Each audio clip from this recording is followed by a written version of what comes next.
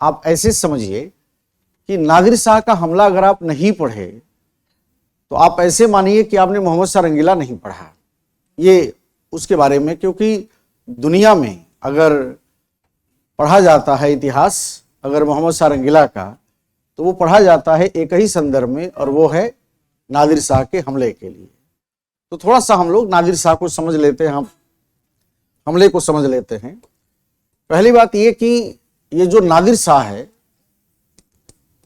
Nadir Shah Iran का शासक है। कहाँ का है? ईरान का।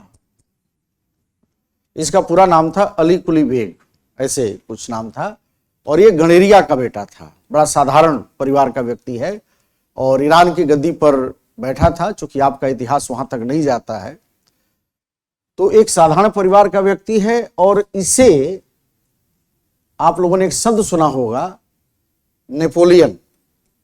तो इसको ईरान का नेपोलियन कहते हैं। अब आज हम मूड में नहीं है ये बात व्याख्या करने की, ठीक है, क्योंकि अभी आप एकदम नए हैं और हम नहीं चाहते कि सर मुड़ाते ओले पड़े। तो नेपोलियन क्यों महत्वपूर्ण है इतिहास में, क्यों बार बार आएगा, तो ये कभी जब आप थोड़े से खुले मस्तिष्क के हो जाएंगे तो हम लोग बात करेंगे, क्योंकि इसके पक्ष है। तो इससे जो जिस तरीके की बात कही जाती है, तो ये एक तरह से ईरान का एक मजबूत शासक है। और इसने फरवरी 1739 में दिल्ली पर हमला करने का निर्णय लिया। दिल्ली पर। अब भारत पर जो हमले हुआ करते थे, आपके दिमाग में ये बात आज नहीं तो कल, कल नहीं तो परसों कभी आएगा कि इतने हमले भारत पर क्यों होते थे। तो भारत पर हमले के कई कारण हैं। उसमें एक सबसे बड़ा कारण है कि बहुत सारे आक्रमणकारी इसलिए भारत पर हमला करते थे क्योंकि वो ये जानते थे कि भारत में अगर हम जाएंगे तो हमको बहुत सारे वित्तीय लाभ होंगे, और बहुत सारे जो राज्य थे वो अपनी जनता पर टैक्स नहीं लगाते थे। तो उनका शासन करने का तरीका क्या था? लूट से धन प्राप्त करो और उसी से अपनी सेना और प्रशासनिक अधिकारियों का वेतन दो और इसी तरह से अपने राज्य का प्रशासन चलाओ। तो ये जो नादिर शाह है, जैसे आप जानते हैं मंगोलों ने हमला किया, आप जानते हैं भारत पर तैमूरों ने हमला किया, सब लोगों ने हमला किया भारत पर, एक के बाद एक आएगा कड़ी में, एक के बाद आप देखेंगे भी। तो जब ये हमला भारत पर हुआ या इस तरह से इस हमले को देखा गया, तो तैमूर या मंगोल की भांति ये भी भारत पर हमले में केवल और केवल एक विचार लेकर के आया था, वह था अपने राज्य के वित्तीय अव्यवस्था को ठीक करने के लिए। तो अगर कोई कहे कि नादिर शाह ने भारत पर हमला क्यों किया, तो आप क्या बताएंगे? वह अपनी वित्तीय अव्यवस्था को क्या करना चाहता है? दुरुस्त करना चाहता है या ठीक करना चाहता है।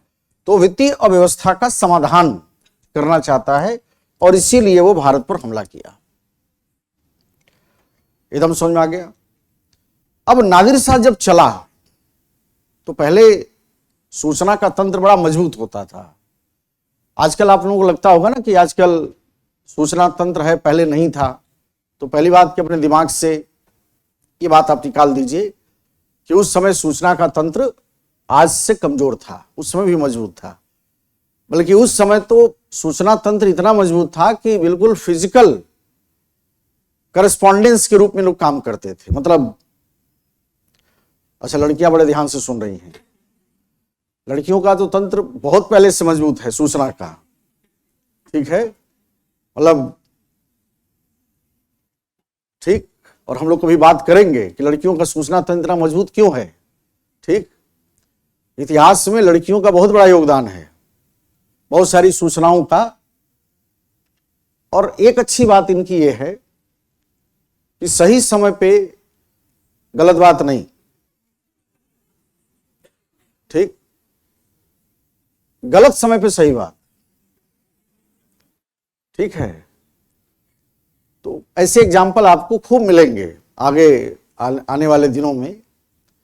तो सूचनाओं का तंत्र उस समय भी मजबूत है और यही कारण है कि जब ये हमले के लिए चल पड़ा नादिर शाह, तो लिखा है कि ये जो मोहम्मद शाह रंगीला है ये भी बिल्कुल वैसे ही था जैसे, याद करिए जहांदार शाह के बारे में।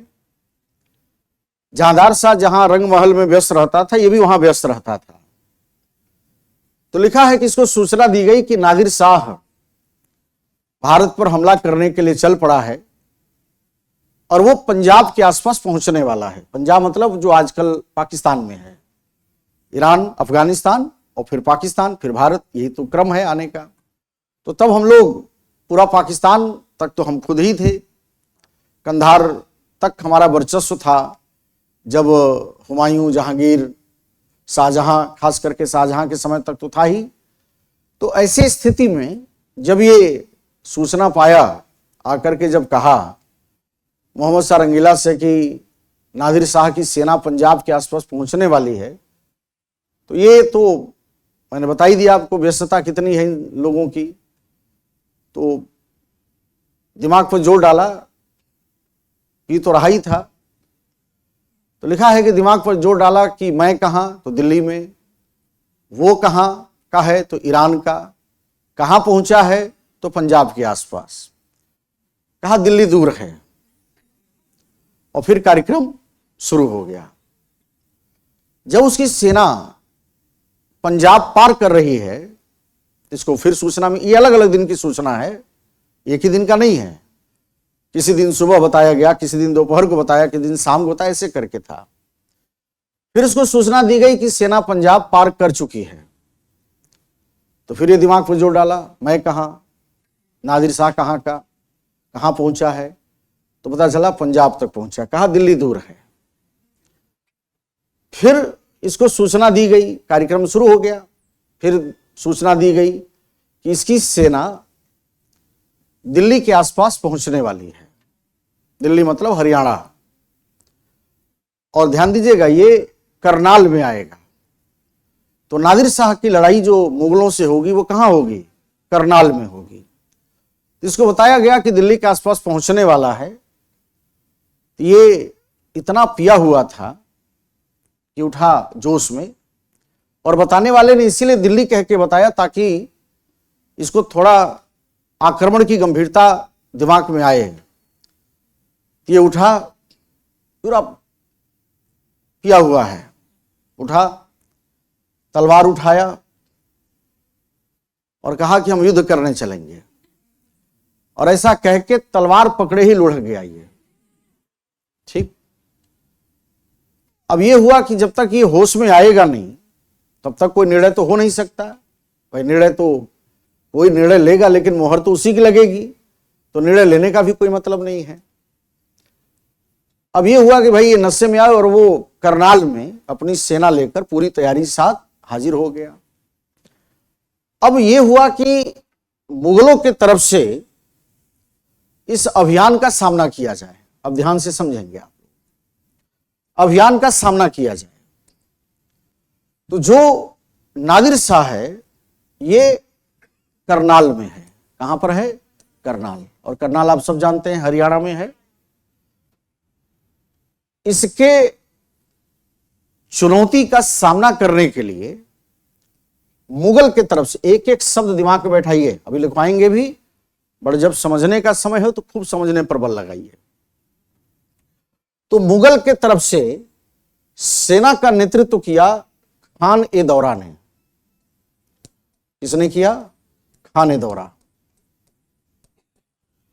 खान ए दौरा ये मीर बख्शी नहीं था, लेकिन उस समय एक परंपरा थी कि जब कोई व्यक्ति अभियान पर जाता था और कोई बड़ा अभियान हो तो उसको अस्थायी मीर बख्शी बना देते थे। अस्थायी, इससे हौसला बढ़ जाता है। भाई कोई भी आदमी एक भरोसे में आ गया कि अगर मैं जीत हासिल करूंगा तो मैं क्या बनूंगा, मीर बख्शी बनूंगा, तो आदमी अपनी ताकत और झोंक देगा, बढ़ा देगा। जबकि सच्चाई यह है कि उस समय जो मीर बख्शी है, रियल मीर बख्शी, वो निजामुल मुल्क है। कौन है, निजामुल मुल्क। ये पहले वजीर था, ध्यान दीजिएगा, याद है ना। इसको 1722 में क्या बनाया गया था, वजीर। बाद में क्या बन गया, मीर बख्शी। ये वास्तविक मीर बख्शी है और ये युद्ध में जा रहा है, इसलिए इसको घोषित कर दिया गया कि जाओ भाई, तुम समझ लो कि पूरी सेना तुम्हारे हवाले है। क्लियर? Thank you. अब थोड़ी कहानी और सुनिए। इस खाने दौरा के साथ एक और आदमी गया युद्ध के मैदान में, जिसका नाम आप पहले से जानते हैं, उसका नाम है सादत खान। जानते हो नहीं? सादत खान। और सादत खान जो है ये वजीर है, ठीक, वजीर है। करेक्टर दिमाग में आ गए? हमने क्या कहा? नादिर शाह का हमला फरवरी 1739 में हुआ, एकदम क्लियर। ये कहां पर है? करनाल में। मुगलों को चुनौती का सामना करना ही पड़ेगा क्योंकि आपके मुहाने पर खड़ा है वो। तो मुगल सेना का नेतृत्व कौन कर रहा है? खाने दौरा, मीर बख्शी। ध्यान दीजिएगा, अगर आप एक एक लाइन नहीं सुलझाएंगे तो ऐसे ऐसे क्वेश्चन है कि लगते हैं कि एकदम इजी हैं और ऑप्शन आपका गलत होगा, क्योंकि मीर बख्शी आपके दिमाग कुछ और है, घटना में कोई और है। तो जो प्रश्न का सेंस हो वो पकड़ लेना है बस, और उसी हिसाब से उत्तर क्लिक करना है। तो खाने दौरा मीर बख्शी है और इसके साथ में सहयोगी कौन है? सादत खान। अब जब यह युद्ध शुरू हुआ, ये लोग गए और लंबा चौड़ा युद्ध नहीं चला, 2-3 घंटा युद्ध चला, 9 से 12 मैटिनी शो, ठीक है। और नादिर शाह के सेना के अधिकारियों ने मुगल सेना के लोगों को पीट पाट के बराबर कर दिया, ठीक। और ये जो खाने दौरा है ये मारा गया, इसकी क्या हो गई? हत्या हो गई, ये मार दिया गया। और सादत खान को इन लोगों ने वहीं युद्ध के मैदान में बांध दिया था, बांध के लुढ़का दिया, ठीक। और ईरानी जो थे उनका कल्चर जो था वो अफगानी था। ईरान के लोग उस समय अफगान के कल्चर को अडॉप्ट किए हुए थे। तो वो एक डांस होता था इनका, लाठी पटक पटक के वो डांस करते थे, आजकल कहीं मूवी में दिखता भी है कभी कभी। तो खाने दौरा देखता रहा, 1 घंटा डांस उन्स हुआ इनका, खुशी के मारे कि हमने मुगलों को हरा दिया। मुगलों को हराना बहुत बड़ी बात थी उस जमाने में। तो सादत खान ने कहा कि अगर आप लोग का डांस वांस हो गया हो, ठीक, तो हमको भी खोल दो। तुम लोग अगर जीत गए और हम हार गए तो हमको छोड़ोगे नहीं, तो हम जाके बताएंगे कैसे? तो नादिर शाह को लगा कि बात तो सही कह रहा है ये, इसको खोल दिया। और ये आया, इसने बताया कि देखो भाई बुरी तरह से हम लोग हार गए।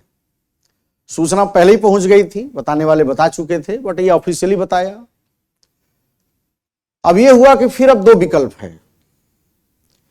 एक विकल्प तो ये है कि फिर मजबूत सेना लेकर के जाओ और जाके लड़ो, लेकिन गारंटी नहीं कि जीतेंगे कि हारेंगे, क्योंकि जब केंद्रीय सत्ता पराजित होती है तो प्रांत जो आपके अधीन होता है वह आपके हारने से प्रांत का व्यक्ति आपके नियंत्रण में नहीं रहता है, क्योंकि आप कमजोर हो रहे हैं।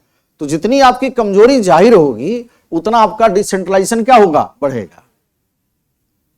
तो इनको भी दिमाग में है कि अगर हारे तो बड़ा नुकसान फिर होगा।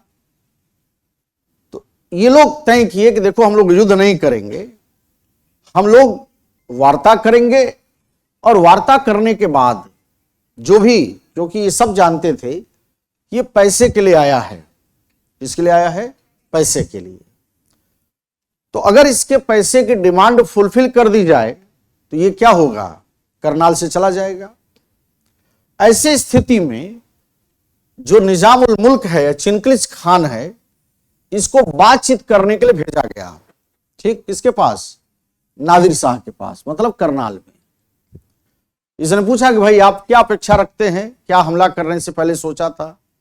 इसने अपना पूरा खर्चा वर्चा जोड़ा, रास्ते भर का चाय पानी हेन तेन सब जोड़ा, अपना राज्य का खर्च जो भी कर्ज वित्त रहा होगा जोड़ जाड़ करके इसने कहा हमको 50 लाख रुपए चाहिए। कितना चाहिए? 50 लाख। क्लियर? तो नादिर शाह करनाल से 50 लाख रुपए लेकर वापस जाने को तैयार हो गया। अब चूंकि वित्त का मामला था तो वित्त के मामले में लेन देन फाइनली कौन करेगा? सादत खान। तो निजाम उल मुल्क आया और उसने कहा भाई जाओ, और 50 लाख की बात हुई है, अब कहां देना है, कैसे देना है, ये सब तय कर लो। चूंकि उस समय पैसा ऐसे नहीं दिया जाता था। आप लोग सोचते होंगे उसने 50 लाख मांगा, दिल्ली से बोरे में भर करके गया, दे दिया और वो चला गया। ऐसे नहीं दिया जाता। कुछ पैसा आपको दिया जाएगा करनाल में, कुछ आप और दूर जाएंगे तब मिलेगा, और फाइनली जब आप भारत की सीमा छोड़ेंगे उस बाउंड्री पर दिया जाता था। ये पैसा देने का वितरण प्रक्रिया थी। कहीं ऐसा ना हो कि 50 लाख यही दे दें और पता चला उसी 50 लाख से सेना भर्ती करके और दिल्ली को और पीट पाट के बराबर कर दे, तो पैसा भी हमारा और पिटाई भी हमारी। समझ में आया? तो ऐसे स्थिति में जब आया बात करने के लिए सादत खान, इसने फिर पूछा भाई आप लोगों ने क्या डिमांड रखा है?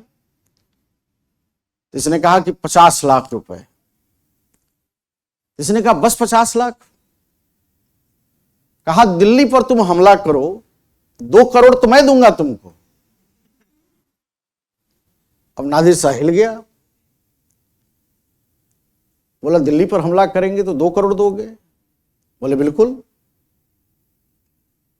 अब सवाल है कि ऐसा क्यों चाहता है कि नादिर शाह करनाल से वापस न जाके, बल्कि नादिर शाह करनाल से दिल्ली आए और दिल्ली में हमला करे। चूंकि ये चिढ़ता था किससे? चिनकलिज खान से। चिनकलिज खान का दरबार में थोड़ा इज्जत ज्यादा था और प्रशासनिक मामले में चूंकि सैयद बंदियों से इसने मुक्ति दिलाई थी तो थोड़ा इसका क्रेज भी था, मुगलों का भी एक एहसान था इसके ऊपर। और सबसे बड़ी बात यह थी, चिढ़ने का जो मूल कारण था कि ये खुद भी मीर बख्शी बनना चाहता था निजाम उल मुल्क की तरह। और इससे भी बड़ा इसके चिढ़ने का कारण यह था कि इसको इस बात की बिल्कुल नाराजगी थी मन में कि बताओ मैं तो 18 वजीर आदमी, हमको भी भेज दिया युद्ध के मैदान में, अगर एक आध तलवार दाएं बाएं घूम गया होता तो मैं तो निपट गया होता यहीं पर। इससे और चिढ़ा हुआ था। उसको लगता था कि जानबूझ करके ये मेरी हत्या करवाना चाहता था, इसीलिए इसने मुझे भेजा, अन्यथा वित्त मंत्री का युद्ध के मैदान में क्या काम। सब ले दे करके इसके मन में एक जलन थी, एक कुंठा की भावना थी निजाम उल मुल्क को देख करके। स्वाभाविक है नादिर साहब को भी लगा कि यार 50 लाख अगर करनाल तक आने का मिल रहा था, और ईरान से करनाल बहुत दूर है, करनाल से दिल्ली 110 किलोमीटर, तो अगर 110 किलोमीटर और आगे बढ़ने पर 50 लाख का 4 गुना है 2 करोड़, तो 2 करोड़ तो यही देगा। इस तरह से इसने तय किया कि नहीं हम लोग दिल्ली चलेंगे। दिल्ली आया, विवाद बढ़ा, भयानक कत्लेआम हुआ। दिल्ली ने उतना बड़ा रक्तपात अपने इतिहास में कभी नहीं देखा जो नादिर शाह ने दिल्ली में कत्लेआम मचाया। और उस कत्लेआम के बाद उसने, आप कल्पना नहीं कर सकते, 70 करोड़ की संपत्ति प्राप्त किया। कितना? 70 करोड़ की। तख्त ताऊस, जिस सिंहासन को बनवाया था, मयूर सिंहासन, शाहजहां ने, उसमें एक से एक हीरे जवाहरात जड़े हुए थे, उसको भी रखवा लिया। और उस समय दुनिया का सबसे महंगा कोहिनूर हीरा, उसको भी उसने प्राप्त किया, जो भी महारानी के ताज में है ब्रिटेन की। और जब ये सब घोड़े गधे खच्चरों पर लदवा लिया उसने, भाई वही तरीका था ले जाने का, जब लदवा लिया तो उसने कहा कि जरा बुलाओ भाई, कहां है सादत खान। अगर वो न होता तो ये सब कहां से मिलता इतना। फिर उसने कहा भाई बुलाओ उसे, 2 करोड़ वो भी दे दे, ताकि वो भी हम कहां लाद के ले जाना है ये कंफर्म हो। और इस तरीके से जब यह जानकारी लोगों को पता चला कि दिल्ली पर हमला करवाने में सादत खान की षड्यंत्रकारी भूमिका थी और ये इतना बड़ा कत्लेआम जो हुआ है ये सादत खान के कारण हुआ है, तो उस आत्मग्लानि की कुंठा से वो इतना भर गया कि सादत खान ने जहर खाकर आत्महत्या कर ली। और इस तरह से 1739 में यहां से नादिर शाह जाएगा और ये उसी समय आत्महत्या करेगा। तो असल में दिल्ली की जो सत्ता बिखर गई और बहुत कमजोर पड़ गई वह 1739 में नादिर शाह के हमले के कारण हुआ।